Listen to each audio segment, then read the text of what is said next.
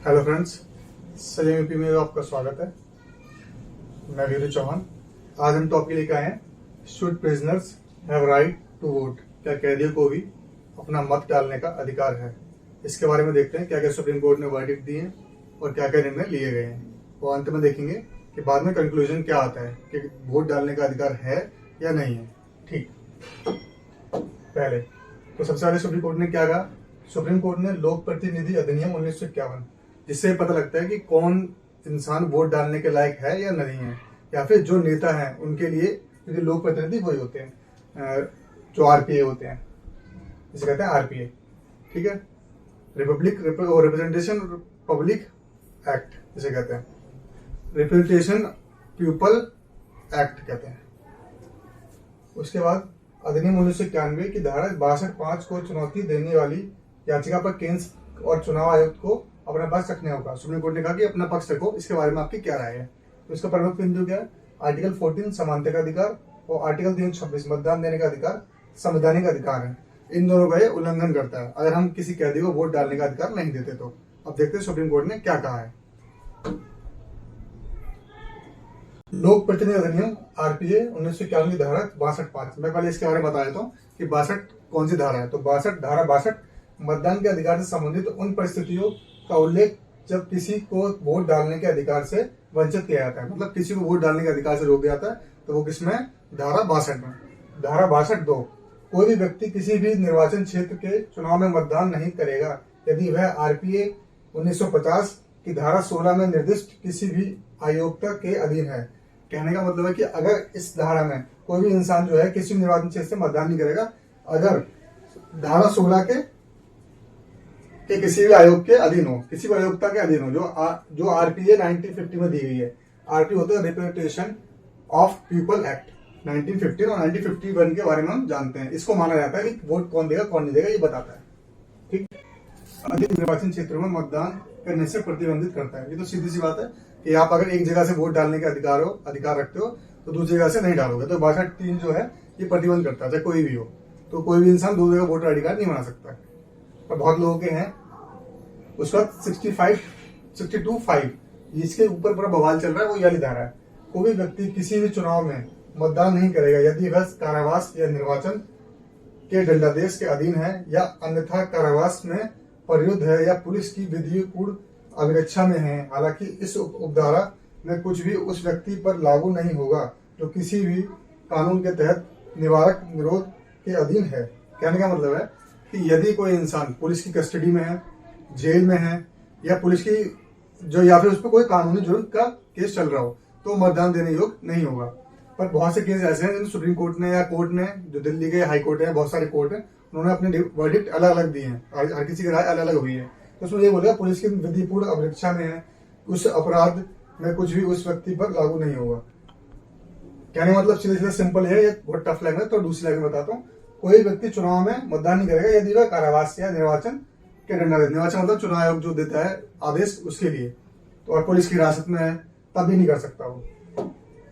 आगे है विवाद का कारण।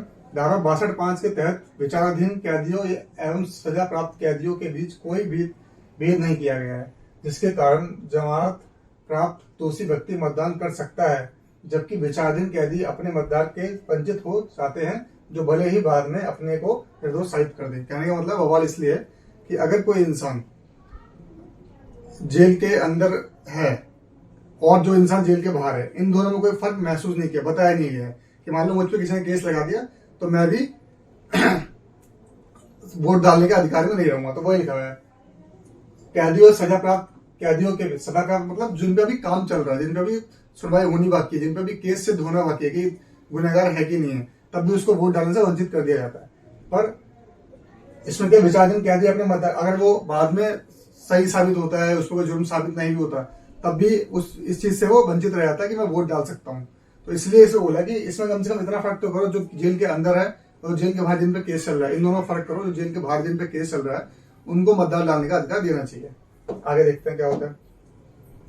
आंकड़े जो बोले गए, नेशनल क्राइम रिपोर्ट ब्यूरो ने दिया 2021 में 31 तक के आंकड़े हैं। टोटल जो है 5,54,034 केस है। दोषी कितने? 1,22,852। टोटल 22% है इसके, ये 100% है तो ये 22% है, दोषी जो सिद्ध हुए हैं। और जो विचाराधीन मामले जो मतलब जिन पे अभी विचार चल रहा है कि इनको क्या सजा मिलेगी या इन्होंने कोई अपराध किया है या नहीं किया है, तो वो 77% है। इसलिए इतना बवाल चल रहा है कि इतने लोगों को वोट न डालने का अधिकार नहीं दिया जा रहा। विचाराधीन कैदियों में शीर्ष 3 राज्य, जो 3 राज्य इनमें विचाराधीन कैदी हैं, उत्तर प्रदेश में 21%, बिहार में 13%, महाराष्ट्र में 7%। ये दोनों साधु राज्य हैं, उत्तर प्रदेश और बिहार, इसलिए साथ ही रहते हैं हमेशा हर चीज में। आगे क्या है,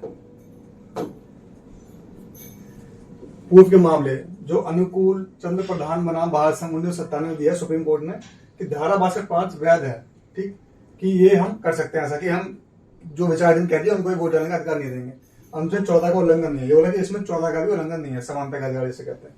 प्रवीण कुमार चौधरी वर्ष अन्य बनाम निर्वाचन आयोग 2019 में, निर्वाचन आयोग और प्रवीण कुमार के चौधरी के बीच में वाद हुआ था, उसके ऋण में दिल्ली हाईकोर्ट ने बोला जेल में रह रहे लोगों एवं जेल में रह रहे लोगों एवं जेल से बाहर रह रहे लोग एवं जेल से बाहर है, 2 बार लिखा है, जेल से बाहर लोगों के वर्गीकरण को वैध माना गया, आरपीए की धारा 62(5) वैध मानी।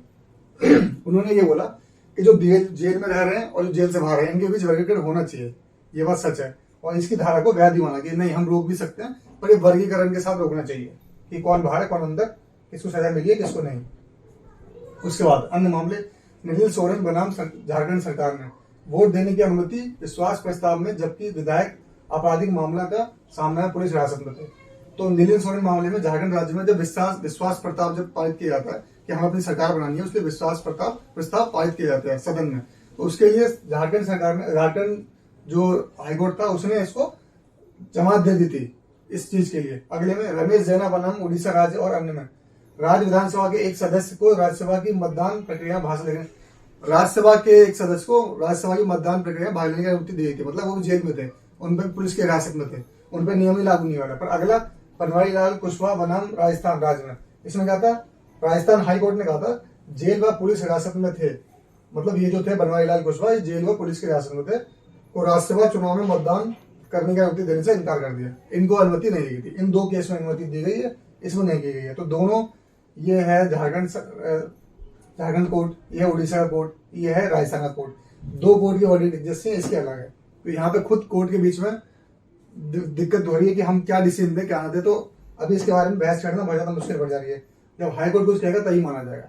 अब बोला गया कि मौलिक अधिकार का दर्जा देने का महत्व, इसको अधिकार का दर्जा देने की मौलिक का तो क्या होता है, मतदान के अधिकार को मौलिक अधिकार नहीं माना जाता है। कहने का मतलब कि मतदान का अधिकार कोई मौलिक अधिकार नहीं है कि ये हर किसी को लागू है, जो हम इसमें विभेद कर सकते हैं कानूनी प्रक्रिया के द्वारा।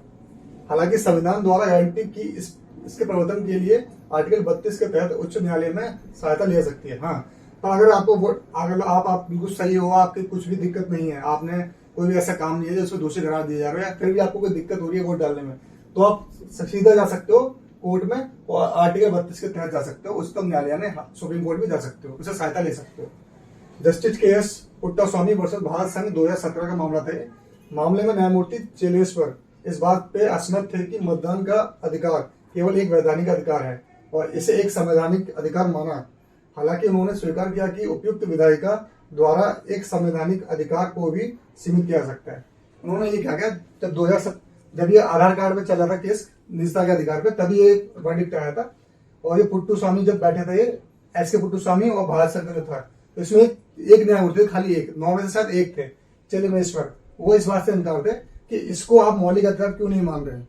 उन्होंने कहा था इसको मौलिक अधिकार मानना चाहिए, मतदान देने को खाली वैधानिक मतलब विधि के द्वारा बनाया गया अधिकार नहीं है, ये हमारे संविधान से जो मिला है, हम लोगों को जो मिला संविधान से, उसको वो अधिकार मानना चाहिए, ना कि विधि के द्वारा। फिर भी उन्होंने कहा था कि अगर कोई मौलिक अधिकार है फिर भी उसे उपयुक्त विधायिका द्वारा संवैधानिक अधिकार को भी सीमित किया जा सकता है। मतलब विधायिका को ऐसा रूल बनाती है कि मौलिक अधिकार को सीमित किया जा सकता है, तो उसे भी किया जाना चाहिए। इनका कहना था कि इसको मौलिक अधिकार मानना चाहिए वोट देने का अधिकार को, पर इसको सीमित विधायिका कर सकती है, इसमें ये बोला गया था। आज के इतना था। और तो इससे पता चलता है कि हमारा जो वोट डालने का अधिकार है मौलिक अधिकार नहीं है। तो कोई भी सरकार नियम बना के इसको, जो इंसान इसके देने के लायक नहीं है वोट को, या किसी भी तरह में दोषी पाया जाता है या किसी भी भ्रष्टाचार में पाया जाता है, देशद्रोह के मामले में पाया जाता है, उसको वोट ना देने का अधिकार से वंचित कर सकती है सरकार। वो उसको कर सकती है कि अपने आप को नियम बना सके। तो आज हम वोट देने के अधिकार को ही सीमित करते हैं।